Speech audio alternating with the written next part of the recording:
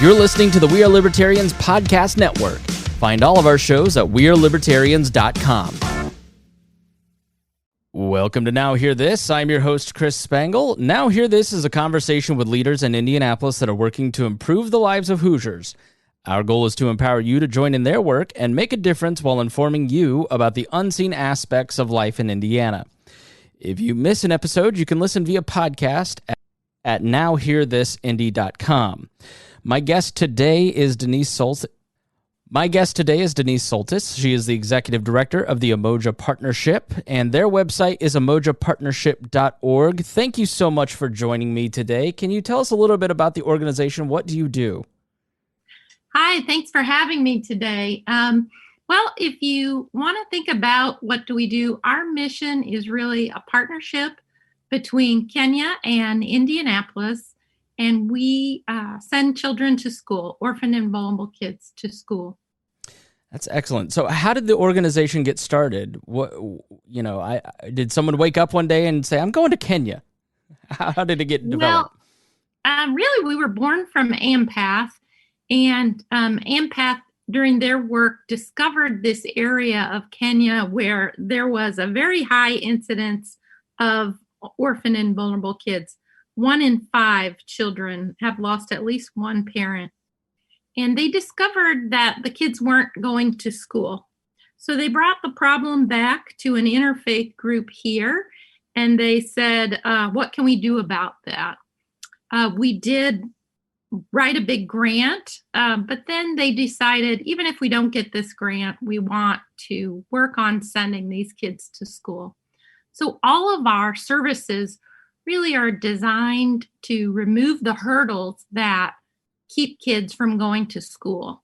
The biggest of those programs is our food security program, because that's probably the number one reason why kids aren't in school, because they're out working or looking for food.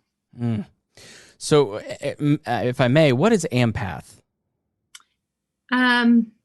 AMPATH is a partnership between Moy University and Indiana University. And what they're doing is they first started a medical school in Eldoret, Kenya. And they help provide care to the people in different areas of Kenya. It is interesting that something like that starts with a hospital, but then the wraparound services quickly grow, especially if you've got 1 in 5 kids that have this need. Can you explain why are 1 in 5 kids orphaned in this particular area? There's an unusually high rate of HIV and AIDS in this particular part of Kenya. Part of it is cultural practices, multiple wives, and things like wife inheritance that have driven that up.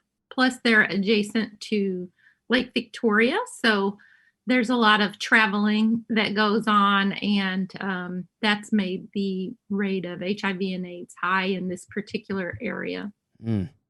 So, when a child is orphaned, what is their experience like in this area? Give us some insight into what they face. What ages are we talking about, and what happens?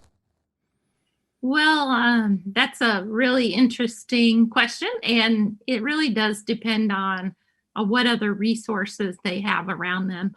But they could be from an infant all the way up to a high school or college age student when someone passes in their life. Their living situation to begin with is quite different than that of the United States. Most of the time, they don't have electricity in their homes.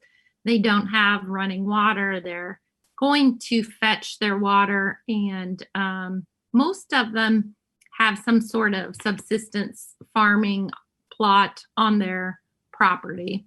They don't necessarily get taken in by other people because it's all about land in Kenya, and they don't want to move away from their home because then they'll lose that particular option for having that land in the future. So they try to stay in their home. We have about 100 child-headed households We serve 3,425 primary school students and another 200 secondary and post-secondary students. So life is rough for them. They've lost one or both of the people that can work and support them. So they're really trying to just survive. School can be totally taken out of the picture if it weren't for us in the United States helping them with food, with going to school, paying school fees, helping them with some of the basic necessities like homes and school. I mentioned school fees, but clothes to go to school and blankets, things like that. Well, can I ask, how important is education? Because, we often hear education is really important. We sort of take it for granted in terms of its importance here because we have such a robust system of K through 12 education. But in a place like this, you really see, I would imagine, the gap between the educated and the non-educated. Can you give us some idea of that? Well, if you look at studies that have been done, for every 1 year of school that a child finishes, their potential income increases 10%. So you can imagine if someone drops out in primary school, what their income potential might be. Every year it increases 10%. If we can get a kid through college, then that's not only a transformative future for them, but it's also for their entire family because they can help their younger siblings get through school, get their own education. What we're seeing really is that we're transforming the community that we serve. Yeah, generational lift. Yeah, but it's the number one way to break that cycle of poverty. It's hard to go to school on an empty stomach. So you mentioned food security, how desperate is the situation there and how do you achieve food security for your beneficiaries? Well, many times children might go to school with no breakfast and typically they go home for lunch, but many times they might go home and not have any lunch. So we started a school lunch program. Matter of fact, the teachers told us, if you want these kids to go to school, feed them. So we've started feeding lunch. That's the 3,425 students that we feed lunch every day. And that's made a huge difference. We've had an increase in performance, an increase in test scores, an increase in graduation rate, matriculation rate onto secondary and post-secondary school. We've seen even a decrease in our pregnancy rate or teen pregnancy, along with some of our other programs. We have a girls and a boys empowerment program. Speaking to Denise Soltis, who is the executive director of the Umoja Partnership. That is umojapartnership.org, UMOJA partnership.org. So how do you connect with people on the ground? Give us an idea of your programs and how you find the people that you serve. Well, we have a staff on the Kenyan side that run our services on a daily basis, and they actually really do lead us in the types of services that we're going to provide. We have at each of our primary schools a person called the link teacher, who identifies the students who need extra support at their primary school. And really, they work as a volunteer and identify those particular children. We provide school lunch, we provide school uniforms, we help with blankets and lamps to study by. I mentioned, that they don't have any electricity per se in their homes. So that's a very important piece. We have a girls and a boys empowerment program. The girls empowerment program has been going on for quite some time now, 2011. We've seen a lot of change in the girls' performance since we started that. So much so, actually, that we saw the girls performing better, outperforming the boys, leaving them behind. So we decided to start a boys empowerment program.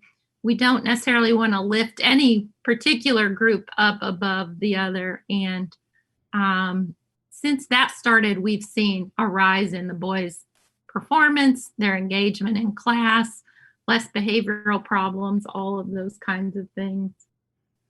So when you're doing that empowerment, I mean, I've long talked about the need for boys empowerment because there's a long let's empower both sexes is my my idea. And so how do you achieve that? Like when you're talking about girls empowerment, boys empowerment, what are some of the key things that you found that have worked to inspire confidence and self-esteem in either gender?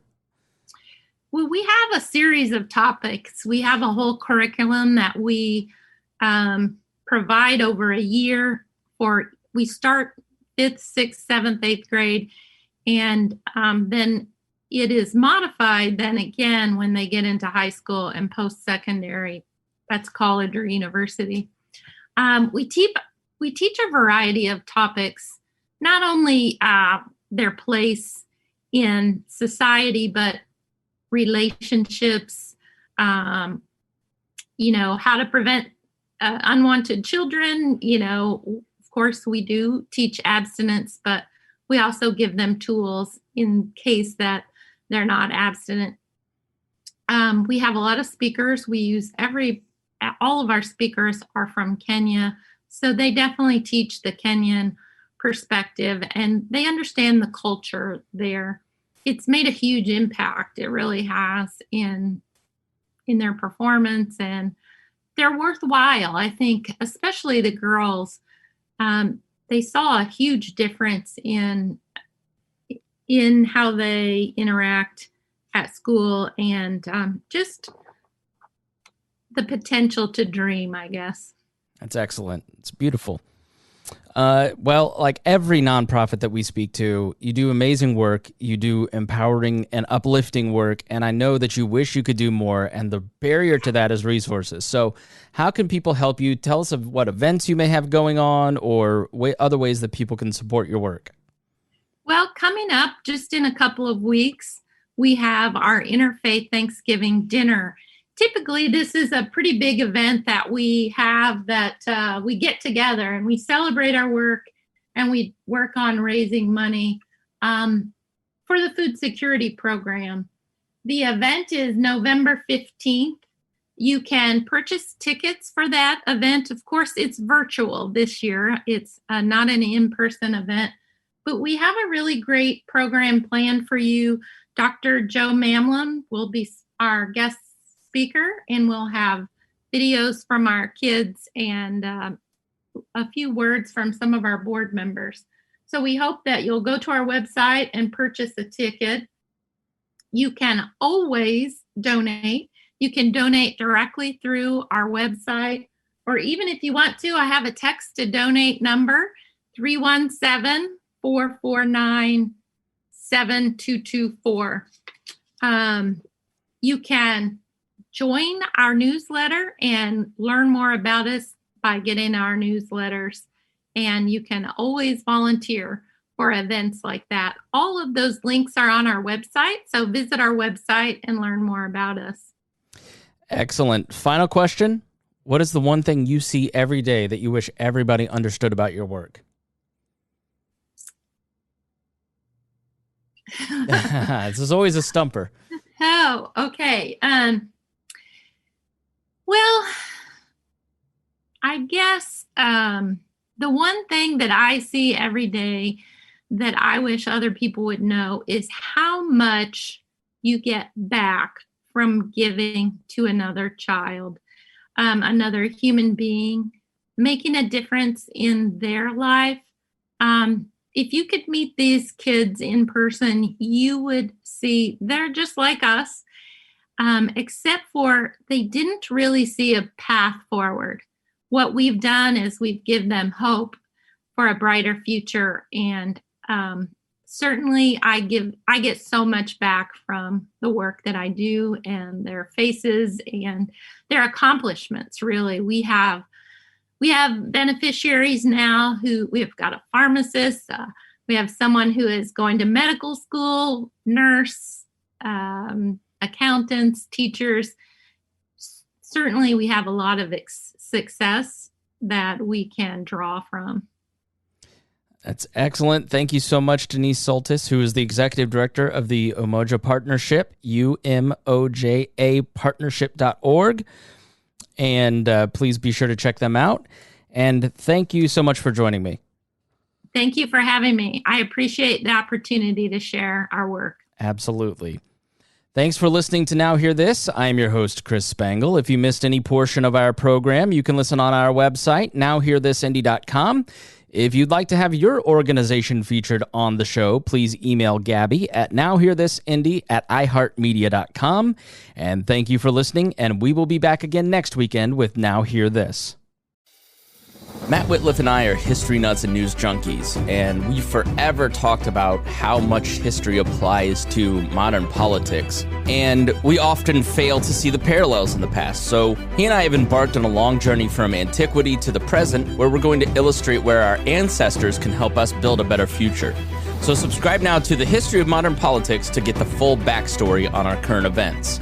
There are 2 episodes a month, and they're available now to subscribers of Wall Plus or at historyofmodernpolitics.com, or you can subscribe to the public podcast feed to get episodes in 2022.